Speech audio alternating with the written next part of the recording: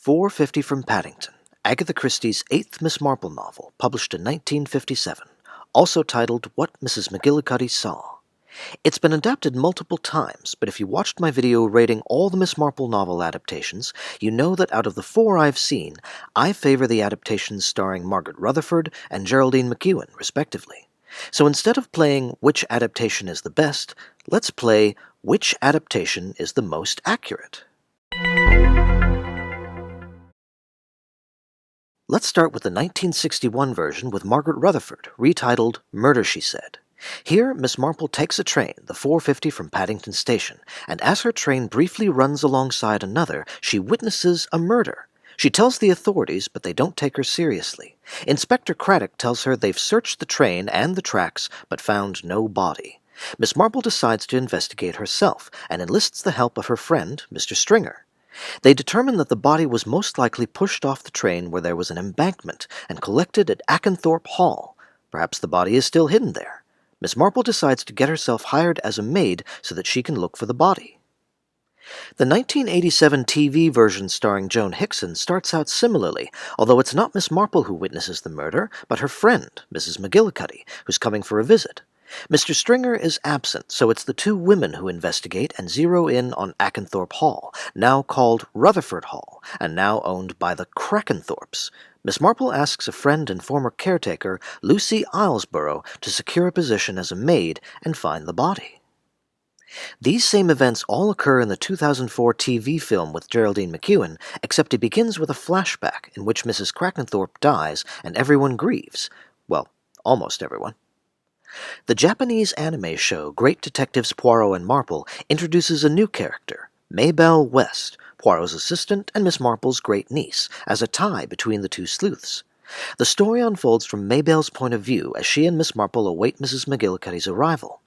Mrs. McGillicuddy tells us what happened on the train in a flashback, and it's Maybelle who eventually volunteers to go to Rutherford Hall and search for the elusive corpse. Out of these four introductory film sequences, the most book-accurate is the Hickson version, followed closely by the anime. It was Mrs. McGillicuddy who witnessed the murder, and Lucy, the agent sent to Rutherford Hall. Mr. Stringer was an original character created at the request of Margaret Rutherford so that her husband, Stringer Davis, could have a part.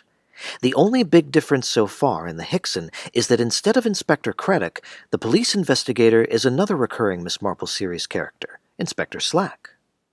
A quick note about Inspector Craddock. The way he's presented in the four Rutherford Miss Marple films ultimately serves as a template for practically every police investigator opposite Jessica Fletcher in the TV series Murder, She Wrote, and plenty of other series as well.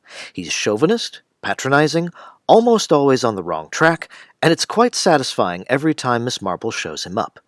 Over time, he builds a grudging respect for her, turning them from rivals to, I'd say, frenemies.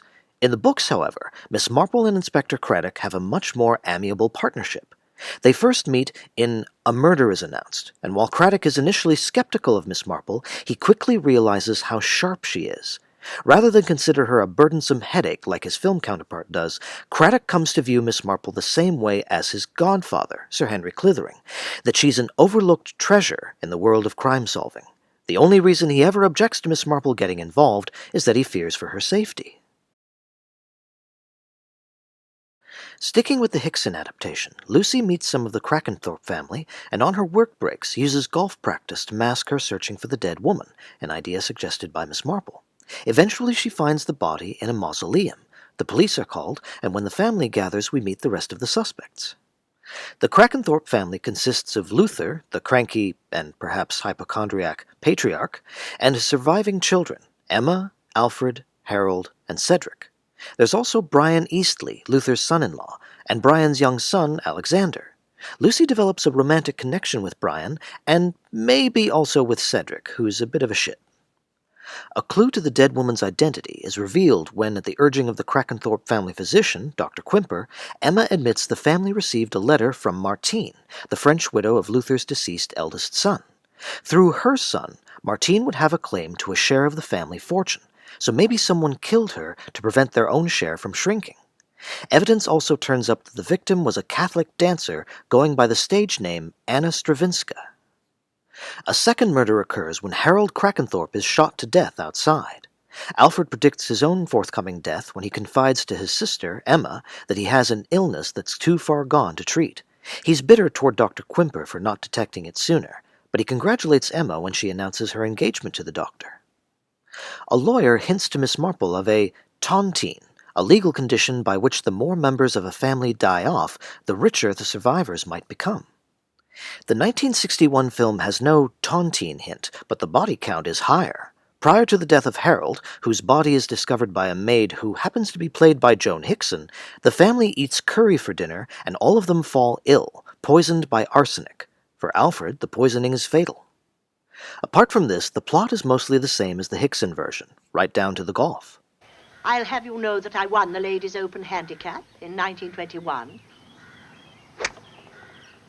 No mention is made of Anna Stravinska, and unlike Lucy, Miss Marple does not develop romantic feelings for any of the suspects. The McEwan version leaves out the golf and also the tontine, but it retains the mass poisoning and subsequent death of Alfred. Harold is eventually eliminated as a suspect without being killed off. Romance sparks between Lucy and Brian, but also between her and new character Inspector Campbell, turning into a potential love triangle. A further twist is added when Brian reveals a secret he's been hiding. Martine is alive!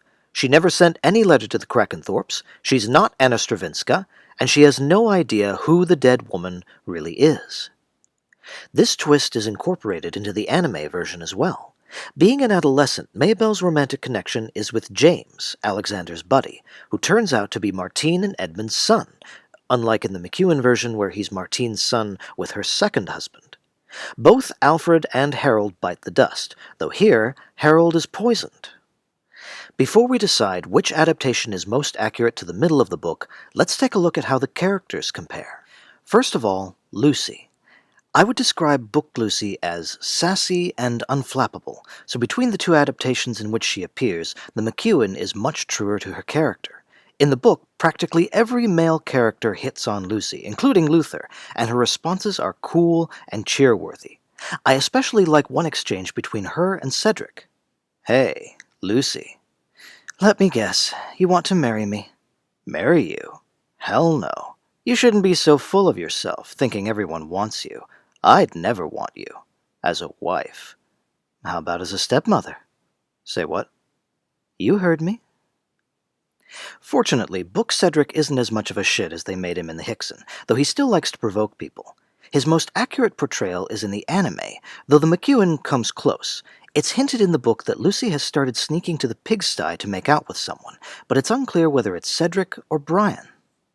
Book Brian, described as amiably vacuous, is such a pleasant character that you just have to suspect him, which was probably the idea. Ronald Howard captures him very well in Murder, She Said. The other three versions all make him overly angsty. The McEwan version, for some reason, also makes him American. Harold, in the book, is the epitome of the phrase, "stick up his ass," obsessed with respectability and every other classist value.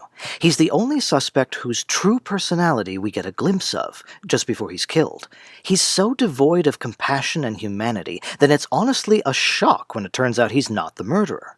The McEwan version takes it a step further by making him an attempted rapist. The anime version depicts him exactly right. With Alfred, it's harder to gauge which adaptation comes closest. He's described in the book as the black sheep of the family, which is something that's said in the anime version, but the adaptation never does anything to show us that. The book makes a point of contrasting Alfred with Cedric. Both give a disfavorable impression, but with Cedric, it's because he doesn't care. With Alfred, it's because he's trying to make a good impression and failing. McEwan's Alfred is certainly a black sheep, but he's way over the top. Hickson's is just a crabby pants, and Rutherford's is absolutely bland. However, that version of Cedric seems to have absorbed some of Alfred's characteristics. Although her age varies, Emma's portrayal is pretty spot on in every adaptation. The same for Dr. Quimper, though again, in one instance he becomes American for no apparent reason, played by Arthur Kennedy, and that might be the reason. Which brings us to Luther. In the book, Luther's most prominent personality trait is his giddiness at the prospect of outliving all of his children and grandchildren. It certainly makes him a memorable character, but I don't mind too much that each adaptation toned him down. In all other respects, they're quite book accurate. In Murder, She Said, he even proposes to Miss Marple, just as his book counterpart did to Lucy, though in this case it's funny rather than creepy. The least accurate depiction of Luther is in the McEwan, which portrays him as a loving husband and has him undergo a character arc. He starts out complaining about how badly his children take care of him, and then ends up taking care of them, which I admit is something I love about that adaptation. Plot-wise, each adaptation features at least one element from the book that the others leave out, like the tontine being mentioned in the Hickson. However, even though it leaves out all of Lucy's drama with the Krakenthorps, it's the anime version that ticks the most boxes for book accuracy. For instance, it includes Luther's past gastric attack, which might have been an attempt at arsenic poisoning. It's the only adaptation that kills off both Alfred and Harold as originally depicted. Martine's surprise return is also straight from the book, upsetting the apple cart of theories and forcing the sleuths to start from scratch. What's different is that the anime made James into Edmund's son, whereas in the book, James's father was Martine's second husband, and his developing a friendship with Alex was a complete coincidence.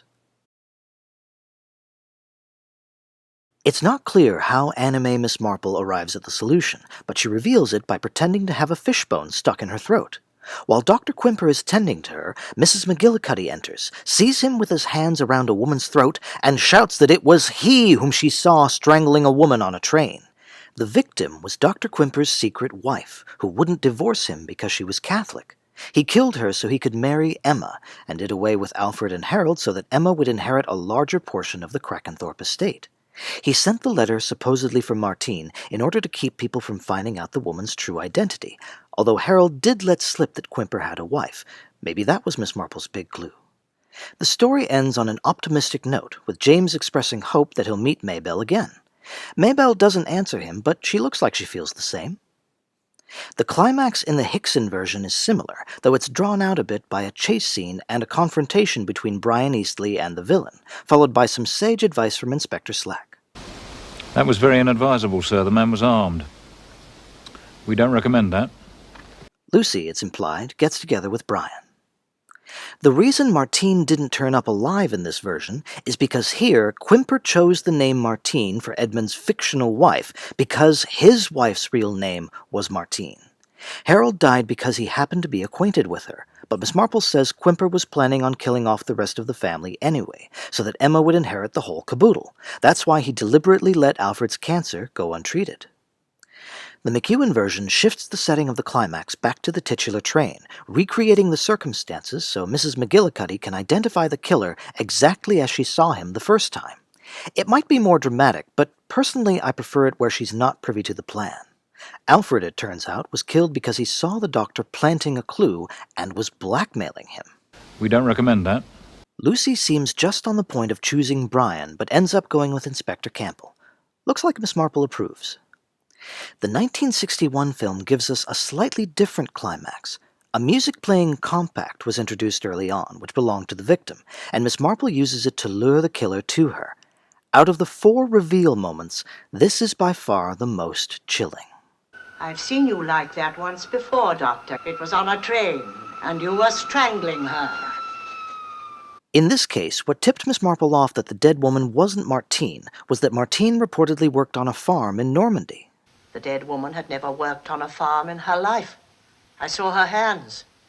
Well, for the denouement, and I'd say for the book overall, the anime version is the most accurate. Even though Maybelle replaces Lucy, this adaptation is most similar to the original story. The Hickson version also comes close, but gets carried away with the action, added possibly to give Lucy a push to choose Brian, not that I think she really needed it. Apparently there's a lot of debate over who Lucy chooses in the end, for it's not made clear in the book. Personally, my guess is Brian, since Miss Marple seemed to be giving him marriage advice, but I admit I'm not sure. I'm not always right. So, why do I find the other 2 films preferable, even though they deviate slightly more from the original story? Well, for me, it has less to do with fidelity to the source material, and more to do with how well they told the versions of the story they'd chosen.